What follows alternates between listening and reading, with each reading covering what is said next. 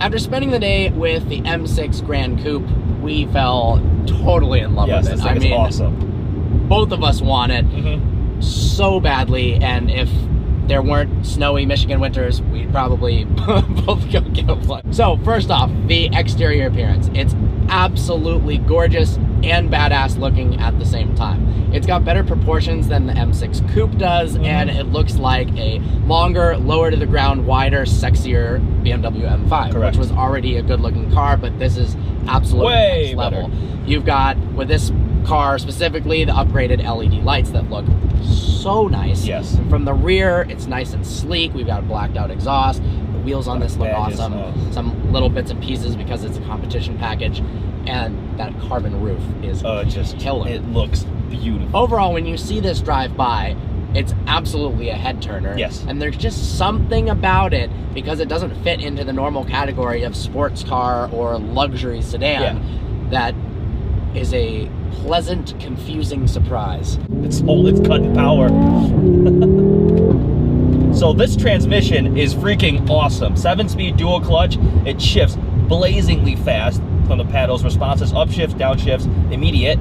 And it gives you a kick at red line like back there. In auto mode, it probably does really well too. I don't think we really tested it that much, but God, it's a great transmission. On par with something like a PDK and a Porsche. Way better than previous generations. And the best thing is, it's smooth when you're driving normally. It's never jerky, never rocks you back. It's just a great transmission overall for everything, and it can handle the amount of power this car puts out. That was the one thing about the SMG3 in the previous generation. It was good at one thing, and that was full throttle shift. Yes. Half throttle, it had this weird swaying motion, and going around town, it was clunky and terrible. This is good in every situation, and makes the car faster than a manual transmission, makes you feel more confident, and the biggest thing is you don't have the stupid delay that even some sports cars have, where you press the downshift Z06. and then it waits a little bit Z06. and then it downshifts. Freaking Z06. Yeah. Oh my god. These pedals are great.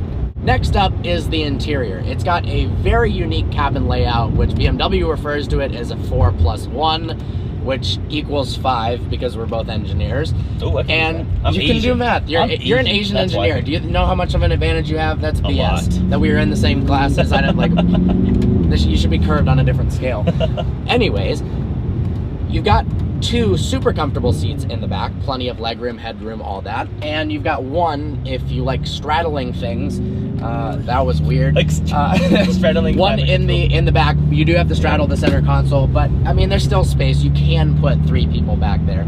Just the overall design language, though, of the interior, the sweeping center console, all the carbon fiber, everywhere. We've got the upgraded Bang & Olufsen sound system that came with the executive package. There's a middle speaker that rises out of the dash. The speaker that rises.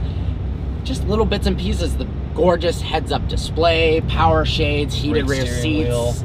Everything is draped in leather, and it doesn't feel like a car that you're just paying for the name and some power, and then they put some random crap in the interior. It looks like they really, really thought this out. Yes. And it almost looks as good as it does on the outside, on the inside. The interior is better than my i8. Yeah, I like the interior a lot more than the which kind of is annoying, but great interior. Next up, the power. You cannot talk about this car without talking about that 4.4 liter twin turbo V8. I mean, it makes 600 horsepower, which is in the competition pack. Otherwise, it's 560. But still, no matter what, 560 horsepower and a boatload of torque. Yeah. The crazy thing is that is on par with Ferraris, Lamborghinis, stuff.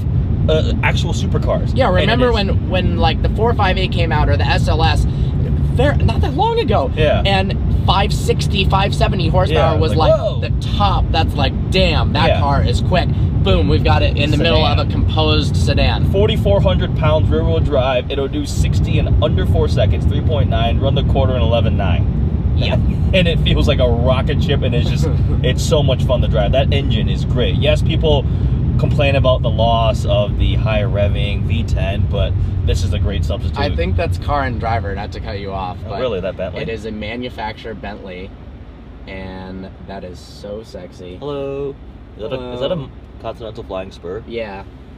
Hello. Hello. I think what I love most about the M6 is it brings everything we just mentioned together in one package. It doesn't just have the power like something like a Hellcat. It doesn't just have the luxury like a 7 Series or an S-Class. It doesn't only have looks. It's got all of them in one package. Yeah, the car is expensive, but you're getting supercar levels of performance with the top of high-end luxury sedans in terms of comfort and amenities in the interior. Yes, all the tech you want. I mean, all in an incredibly stunning and impressive looking shell. I think if you don't live in a place that has snow, this is it. This is the pinnacle, is the perfect car.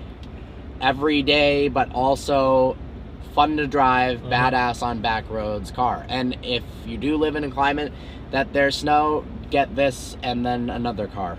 That is our advice. So damn good. Oh my god. I love this thing. I love it too. Well, I hope you enjoyed this video. Like always, please browse our channel and subscribe. I look forward to seeing you next video.